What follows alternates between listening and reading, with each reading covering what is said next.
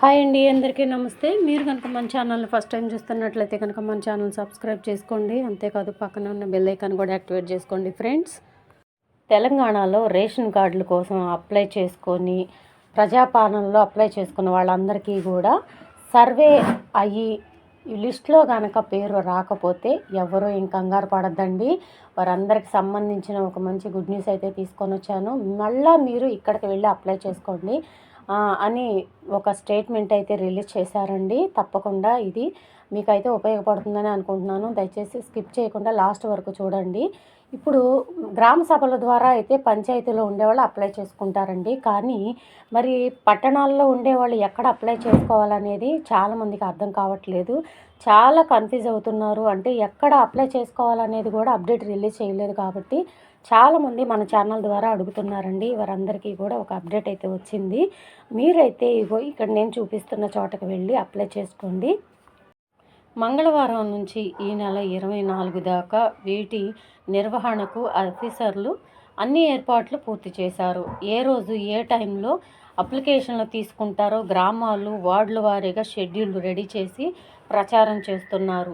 గ్రామ వార్డు సభలతో పాటు ఎంపీడీఓ, ముఖ్యంగా వినండి, ఎంపీడీఓ తహసీల్దార్ ఆఫీసుల్లోనూ అప్లై చేసుకోవచ్చని ఈ నెల 26 నుంచి రైతు భరోసా, ఇందిరమ్మ ఆత్మీయ భరోసా, రేషన్ కార్డులు, ఇందిరమ్మ ఇండ్లు స్కీములను ప్రభుత్వం పారదర్శకంగా ప్రారంభించబోతోంది. చూశారు కదండి.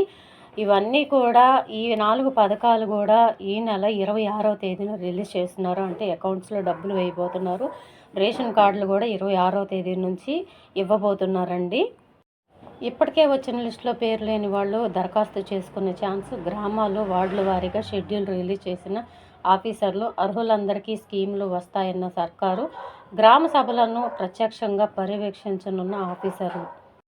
చూశారు కదండి ఈరోజు వచ్చిన అప్డేటు. రేషన్ కార్డుల్లో మీరు నిజంగా అర్హులైండి, పేరు రాకపోతే మళ్ళీ ఎక్కడ అప్లై చేసుకోవాలో అర్థం కాని వాళ్ళు చాలామంది అయితే ఉన్నారు. మీరు ప్రజాపాలనలో అప్లై చేసుకొని ఉండి కులగణన సర్వే అయ్యుండి రేషన్ కార్డులో లిస్టులో పేరు రాకపోతే మీరు తప్పకుండా ఇక్కడికి వెళ్ళి అప్లై చేసుకోండి. మీరు కనుక నిజంగా అర్హులైతే కనుక తప్పకుండా మళ్ళీ సెకండ్ లిస్ట్లో మీ పేరు అయితే వస్తుంది.